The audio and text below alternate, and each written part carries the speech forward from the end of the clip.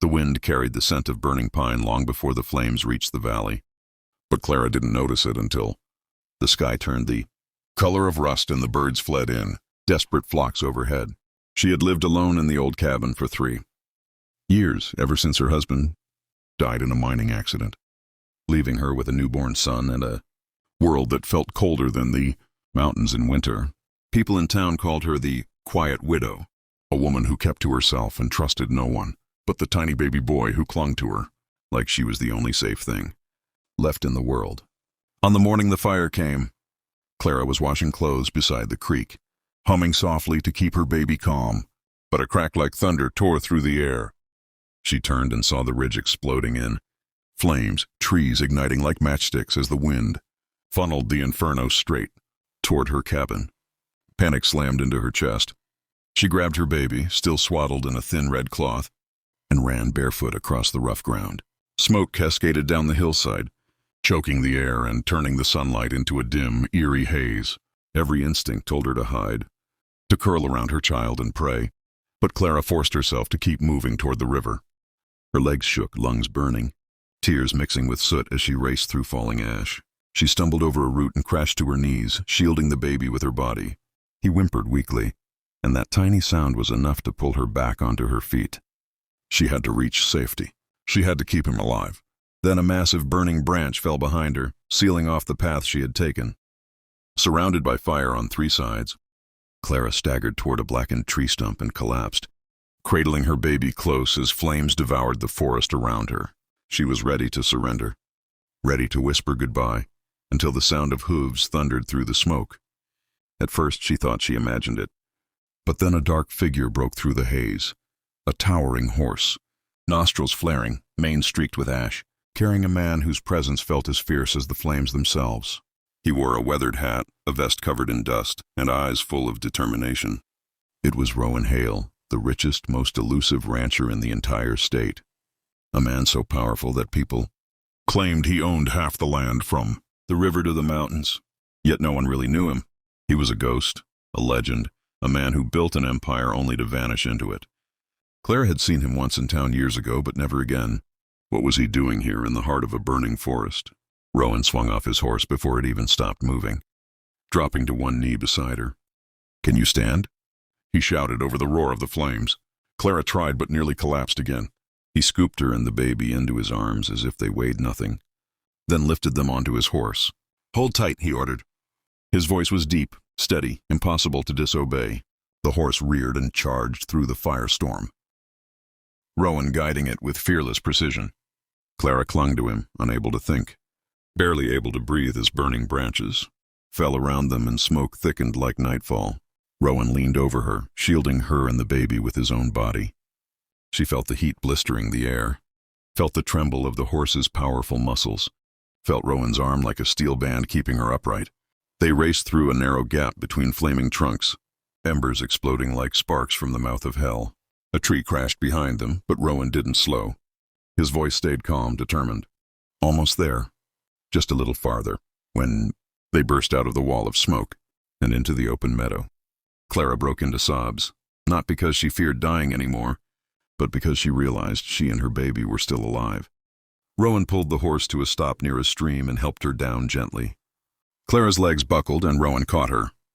For the first time she saw his face clearly, soot streaking his jaw, sweat dampening his shirt, and eyes dark with concern. "You're safe," he said softly. "I've got you now," Clara held her baby close and looked up at the man who had appeared from nowhere like a guardian pulled out of a legend. But Rowan didn't feel like a legend to her. In that moment, he was the only real thing in a world that had nearly burned away. Clara sat beside the cool stream, shaking as adrenaline drained from her body. The baby slept against her chest, his tiny breaths the sweetest sound she had ever heard. Rowan knelt nearby, rinsing soot from his hands before handing her his canteen. She drank greedily, then stared at him across the shimmer of water and firelit sky.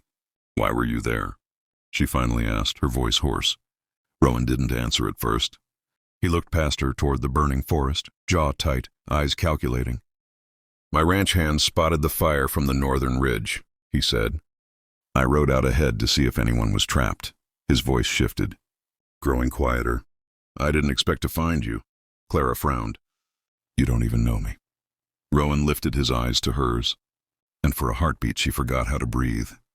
Maybe not, he said, but a life is a life. And you were fighting like hell to protect that little one. Clara looked down at her baby, emotion thickening her throat. Rowan continued, his tone rougher now, almost reluctant. Truth is, I know what it means to lose family. I wasn't about to let the fire take yours. The confession seemed to surprise him as much as it surprised her. This was Rowan Hale, the man whose wealth and power filled half the state with stories. The man who built towns, bought railroads, commanded more land than the governor. But here he was, alone, soot-covered, and telling her a truth few people had ever heard. Clara watched him closely. Beneath the hardened exterior, there was a sorrow he carried like armor, heavy, personal, unspoken. He looked away before she could ask more. We need to get you both somewhere safe, he said. The fire's spreading fast. He helped her onto the horse again, but this time he climbed up behind her, one arm around her waist to keep her steady.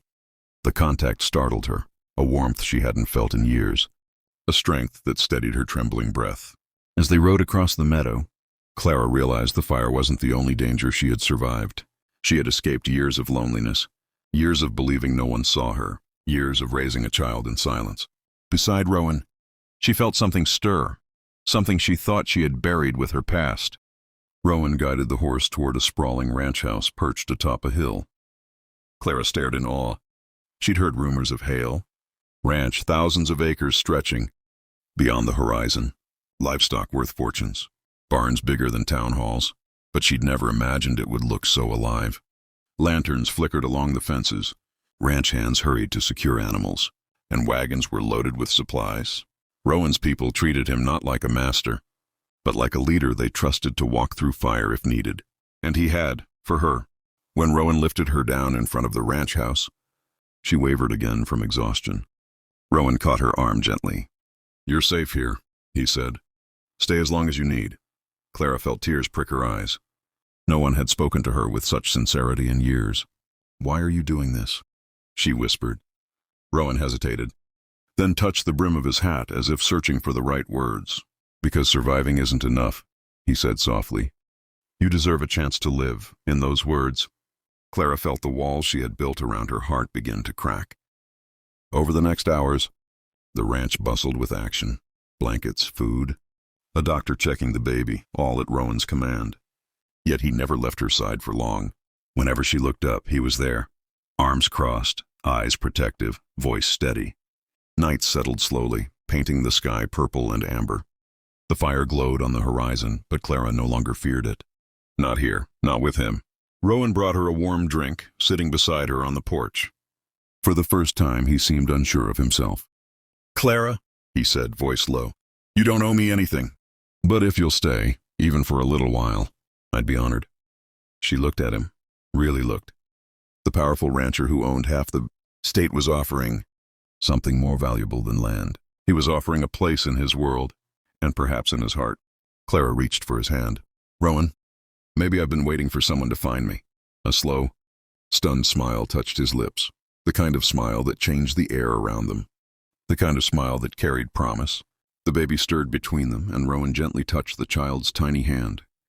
He's safe, Rowan whispered. You both are. As Clara leaned her head on his shoulder, watching the last embers fade from the sky, she realized the fire hadn't destroyed her life. It had delivered her to the beginning of a new one, and somewhere inside Rowan Hale, behind grief, behind power, something new was beginning too. If you want more stories like this, Clara murmured with a soft smile, don't forget to subscribe. And somewhere in that quiet, smoky night, a love story began.